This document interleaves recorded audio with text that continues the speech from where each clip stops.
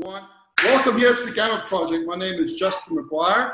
I'm here today with Gijs Holthof all the way from Amsterdam. Welcome, Gijs. Hey, man. Nice to see you, my friend. You're looking a little bit tired in that winter weather over there. How cold is it? It's I think it's around 4 degrees, so it's kind of cold. Yeah. I think a lot of people are covering up, protecting themselves from the harsh elements of the winter, which is what we just spoke about a second ago. Vitamin D, guys. Get your vitamin D now. And if you're in the Northern Hemisphere and you're blacked out by the harshness of the winter realm, get your vitamin D in, get that energy back up, get your detoxification capacity back up. And don't forget, vitamin D is only as well absorbed as your K2 levels. So you've got to have some K2. Check it out. If you're not sure about where your levels are now, simple blood test can give you that analysis. Hey, so we're here today to talk about the autonomic nervous system and variables behind programming and dietary factors on the Gamma Project. So go away. What would you like to know? I'd like to know more in-depth information about how and why you manipulate certain parameters. Like, for example, why you choose for a parasympathetic diet when blood sugar is low. I have my hypothesis about it, but I'd like to know your answer. So, Fantastic. tell me. What's up? Tell me. I'll tell you my ideas. Might be right, might be wrong. For the most part, it seems right by the research I've read up. So over the years, I came up with an idea quite recently through many, many years of other studies that led me to this idea. Amazing about journeys, right? Something can be right in front of you. You don't see it until something drastic happens and boom. It's like, let's come together, eureka, right? Now, stress and the autonomic nervous system have a major role in digestion, and they have a major role to your neurology. But for those of you out there, probably one of the best functional neurology practitioners in the fitness world, and he's worth his weight in gold. If you're ever out in Amsterdam, go take a look at him at Gustav Gym, really good. But now the autonomic nervous system can influence the mind, can influence the synaptic response to the muscles, and the muscles synaptic relay back to the brain, apart from just this regulation of internal processes as well, so apart from just muscle contraction. So when we are in a parasympathetic state, we're in a state of recovery. Right, which means that the release of neurotransmitters like dopamine becomes somewhat less prominent in our neurotransmitter firing sequence. And neurotransmitters like GABA become slightly more elevated. Okay, so normally you'll find that if a person's blood glucose is below 4 and their heart rate variability is extremely high, above the baseline, they're in a parasympathetic state. Now, there's nothing wrong with having recovery. However, if you go to a deep parasympathetic state, it can influence the balance within your neurology. All right, the balance between excitation and inhibition. So we want to get that nice neutral point, which is what I call the Gamma Project the Gamma Project, because Gamma neural activity means balance or neutral neural activity. Now you know why I call it the Gamma Project. That was also a question. Yeah, I haven't asked you before, so thanks for the answer. Yeah, it's just create a neutral balance, because when you're in a neutral position where you're not too hyper, you're not too down, that's when things just move. Like your training becomes breeze. Your girlfriend shouts at you, you just smile and say, "Don't worry about it, baby, everything will be okay." That's where you want to be, and that's what the Gamma Project's about, creating that gamma activity. So when someone has these readings, low blood sugar, high HRV, we want to induce a bit more of a awareness to a stress response. Now, high-fat, low-carb diet, there's many benefits to it, also some cons to it if it's poor. One of the biggest benefits are that it sensitizes your body, catecholamines, and it also increases the dopamine response in the brain. All right. So one of these days, we would limit the amount of carbs. Although all food does become glucose, it's a lot more strenuous for the body to access it. So we limit the immediate availability of glucose to the body, which means the body has to go through a process of a bit more of increased metabolism to break down food. And by doing so, it can actually ramp up thyroid activity for a short while. If you prolong high-fat, low-carb, it actually down-regulates thyroid activity as well. So carbs can up-regulate thyroid activity when a prolonged period of high-fat, low-carbohydrate diet has been noticed. But a high-fat, low-carbohydrate diet can rev up thyroid activity and subsequent metabolism and brain function and focus. So on parasympathetic days, a little bit less carbs, not to say less calories, not at all. A little bit less carbs, but more dense, good fat sources and protein sources that are harder to metabolize, which will shift the body into more of a higher basal metabolic rate, because there's also going to be more nitrogen in a high-fat, low-carb diet as opposed to a medium-carb, low-fat diet because the protein content is slightly higher. And all these things help to liven the system up. All right? Yeah. The opposite of this, if someone has elevated blood sugar and slightly depleted HRV, they're in a sympathetic state. They're stressed out, right? The body is in a state of either hyperpolarity in the brain or hypertonicity in the periphery, right? Which is not productive, because you can only, for the purpose of training, which is what we do in our industry, let alone all the other cognitive functions, but for the purpose of training, if a muscle's tense, right, and I'm like, I don't want to stretch this muscle, but it's so tense, it's a lot harder to create a stretch reflex reaction. So carbohydrates, actually, because they provide a more immediate source of glucose to the body, they lower catecholamines. Okay, they lower the onset of the release of catecholamines. Obviously, sugar will actually heighten it because it gets metabolized so quickly, the body will have a negative relay and a negative reloop to spike it back up. And then you have a state of hyper and hypoglycemia, which is not what we want. But good source carbohydrates that have a lot of nutrients in them and good fiber, they will help to lower the stress response, which will bring your excitation down a bit and your inhibition up a little bit, creating that gamma response. Nice. Right? And then the training again, like, so someone's in a parasympathetic state, you can go either way. You can either give them like a short burst high lactate program, or you can give them more of a strength training program, like a 5x5 followed by 3x8. It's very much individual as to how a person can respond to it. Our genetics are so different, and how we respond to an environment neurologically and physiologically would be so dependent on person to person. So you got to experiment and see what works for that person. But for the most part, I find like short, sharp, high cortisol sessions help. But the same thing again for guys that are sympathetic dominant. You can use a similar protocol, but shorter session, like a 22-minute, 30-minute session rather than a 40-minute session. But the exercise prescription would be different. So you're familiar, I mean, I know for you familiar with IML and PMRF case because you've studied neurology. For those guys out there, basically PMRF is a short acronym for receptors that basically help to balance out right to left hemispherical reaction in our body. And IML are receptors that are really found in the deep tissue of our rib cage and our spine that help to regulate where our center of mass should be in relation to gravitational pull throughout our body. Now, when we're really stressed, these receptors, first the PMRF becomes associated. You might have more of a equivalence to the left side or the right side, but the IMLs become extremely hyperpolarized, all right?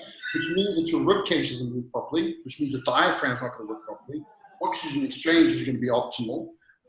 Let alone is the spine to have enough torque capacity to redirect force into the hip, the femur down to the ankle.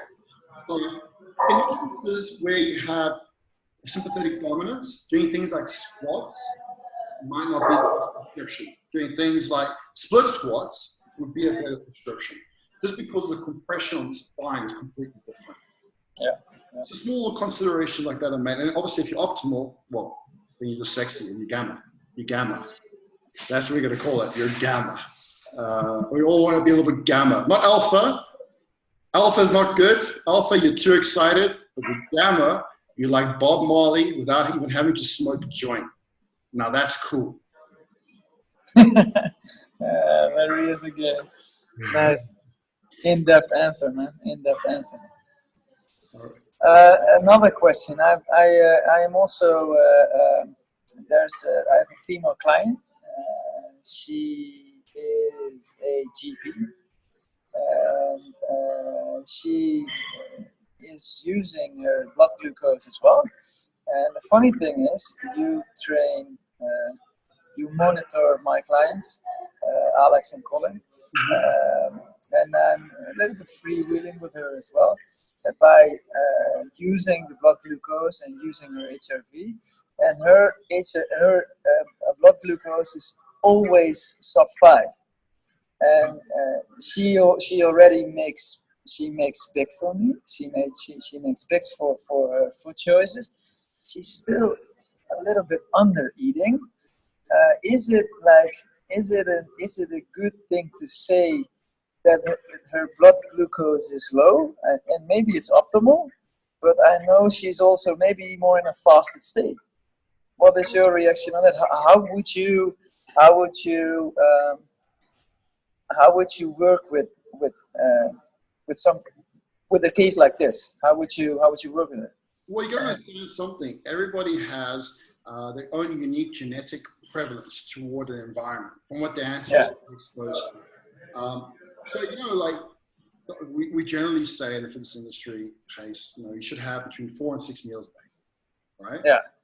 But not everybody has to have 4 or 6 meals a day. No. Obviously, some people respond better to a semi-fasted state throughout the day, so long as they're getting in nutrients and very low calories. So, like for example, drinking a green juice, like a superfood option. Cool. And they can go without. I know some clients that have fantastic body compositions, perform well in the gym, and they survive with 1,200 calories a day. And their blood sugar is always between 4.2 and 4.8. So I don't think necessarily it's a stock standard, you've got to eat calories to grow. You've got to eat calories to be healthy. I think it's more a question of you've got to have nutrients to grow. You've got to have nutrients to stay healthy. So my argument is 2,000 calories, where is it coming from as opposed to 1,000 calories? Like I would never prescribe 1,000 calories because I love food too much. And I couldn't disrespect food that much. but if you were getting more nutrient density in 1,000 calories than from 2,000 empty calories, what is the onset to the body? Because the body uses energy, sure, but it utilizes chemical reactions and more so. So when you're having the right amount of raw material, in other words, chemicals, which is food, you're producing an environment where the body could probably be more balanced. But that comes down also to genetic prevalence, right? And the epigenetic factors to her environment that are either switching genes on or switching certain genes off. And that's why things are so individualized. Like, which is why it was Alex, for example, Alex, right? So we manipulated his calories up and down a few times around, different carbs, different fats, different sources. And finally, his blood sugar is actually, for the most part, is always below 6. Sometimes it's between 5.2 and 5.5. And when we started, it was as high as 7 at some points. Yeah. So it's just playing around. And it's not to say that it's going to be consistently okay. Like what works now for him, change of season, change of environment, things may need to change up again. Yeah. But that's why it's so cool to measure blood sugar and HRV, because you have an objective variable to measure what's happening in the body. That doesn't cost you an arm and a leg to do a comprehensive panel. And I'm not saying you shouldn't do comprehensive panels, but you can't do one every day unless you're Bill Gates, or Steve, or not Steve Jobs because he's dead. He should have done a comprehensive panel every day. He should have lived longer. Well, unless you have resources, which 99.9% of the world doesn't, utilizing your cheap resources, blood sugar and HRV, we could save you a lot of hassle with your health. No, it really does. And another question, it's more like a experience from my side, is that when I'm having my last meal earlier than around 8, 9 p.m., but more like 5 or 6. I was playing with it because I found out that when I was on holiday, I had my last meal, but I could sleep like 3 more hours and I needed extra hours of sleep. My blood sugar was significantly lower. So would it be something for a person to play with? What is the most ideal time to eat before they go to bed, or would you say it doesn't matter? No, it does matter, 100%. Every hour after 10 p.m., I can't remember, it's quite a huge figure. This is a study I remember reading about 5 years ago on PubMed. Like your cortisol dramatically increases. I can't remember the percentage exactly, but it's quite a dramatic percentage. So when cortisol increases, obviously digestion capacity decreases, and that will affect the immune system and also affect, particularly when if you're trying to go into a state of sleep, having given a bit of a disruption to your cortisol position, it will also affect the bacterial balance in the gut. And when you have food sitting in the system that's not being digested properly because you're in a state of slumber, as well as slightly higher cortisol than you should have in a state of slumber, food's going to ferment. And when food ferments, it causes a toxic response in the body, which would elevate the blood sugar. So that's one thing. Another thing, even if your cortisol isn't exacerbated, so now you don't go to bed after 10, you go to bed at 10 o'clock, everything else, but you decide to eat at 9 o'clock or 9:30. Because remember, when you go into a state of sleep, you go into a parasympathetic state of recovery, right? Yeah. That also slows down digestion, all right? Yeah. Like I said, it's all about having a gamma activity, a nice healthy balance of an autonomic immune system. But if you have a lot of food sitting in your gut and you're going into a high state of parasympathetic dominance, you're going to have an issue once again with bacteria or with fermentation of food causing a negative reaction, release of unwanted like stressful symptoms in the body. The immune system will say, whoa, get those stress hormones up. So I would say depends on how a person assimilates food, and that will come down to digestive health. Those with distended bellies, excessive amounts of gas, indigestion, so on, so many other ailments I can name, probably not have the effective or efficient capacity to fully metabolize food if they ate it an hour before they're going to sleep. Yeah. But I've got a client that's just finished up his gut protocol. Beautiful result, really good. And I have 3 others that are busy with theirs. And this client, an hour before bed, has a bowl of oats because he's no problem with oats. I don't eat oats because I have a problem with it, but he's got no problem with oats. And he mixes some egg white into that, and he puts some cinnamon powder, a really nice concoction. Sounds great. Some cacao, really nice. And wakes up perfect. 4.2, 4.3, 4.4, 4.2, 4.3. Never ever goes over 4.6. I think the highest I've seen him lately is 4.8 after a day after training. So it comes down to your gut health. How well do you metabolize food? How far away you need to eat. So if you're not in a good state of gut health, you shouldn't eat right before you go to bed. If you are, not to say you should eat before you go to bed, because obviously you are going to still go in that state of slumber and reduce affinity to metabolize food. But you could probably get away with eating something an hour before bed. Where if that's not right, you probably want to leave it 2 to 3 hours before bed. Yeah. Oh, interesting. I'd like to start a protocol as well. Because I told you, I found out that the earlier I eat, the lower my blood glucose is. So there has to be something going on in the gut. So,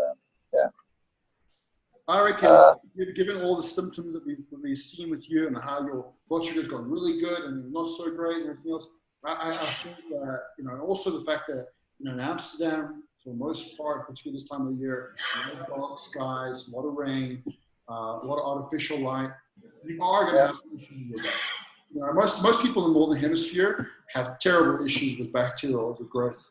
I'm sure people in the Southern Hemisphere do too, but I think because we have more vitamin D, we protect ourselves more from it over here than the guys do in the Northern Hemisphere. So there's a lot of factors. Just to get the gut right, get the vitamin D3 status up right to the right point, then things like magnesium and zinc will absorb better, which will assimilate more more balanced activity to stress and metabolism of stress hormone. Then everything like your markers will be on point where they should be to be productive for the immune system rather than destructive for the immune system. Yeah, yeah.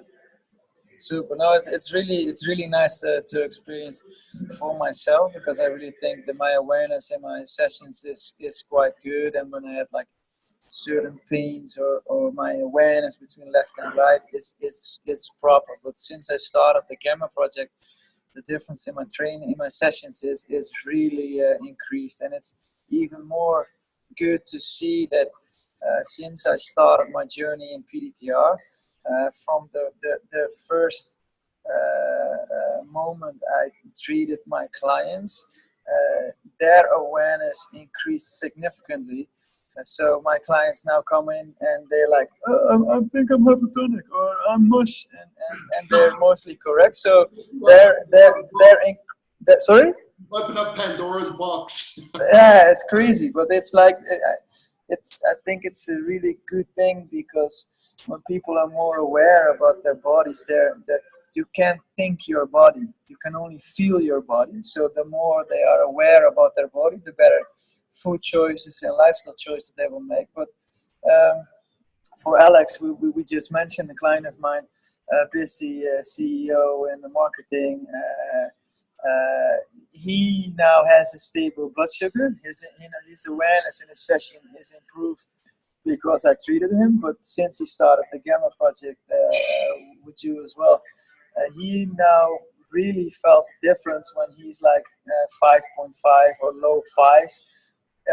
In comparison with like the 6 point whatever, or even higher, he feels less irritated. He feels more in the zone, and it's really good to experience. Yeah, it's really good. It empowers people. Like when you wake up on a day like that, you know, when I've seen him on a day like that, I give him holy basil, ashwagandha, bitter melon, higher dose of magnesium, all these Ayurvedic medicines as well, certain minerals, to bring it down, their anxiety and their stress response. So when you have this testing at your disposal, which is simple and cheap and affordable, anyone can afford it. I mean, it costs £12 for a glucose thermometer and £10 for the app, right? I mean, you can go fancy and get more advanced versions of tracking, but for the purpose of just getting a baseline monitor, it works well. It works for these guys. Yeah.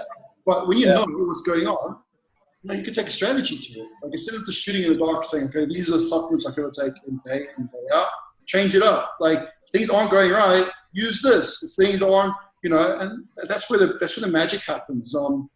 As the body's dynamic, right? And so should the strategy be.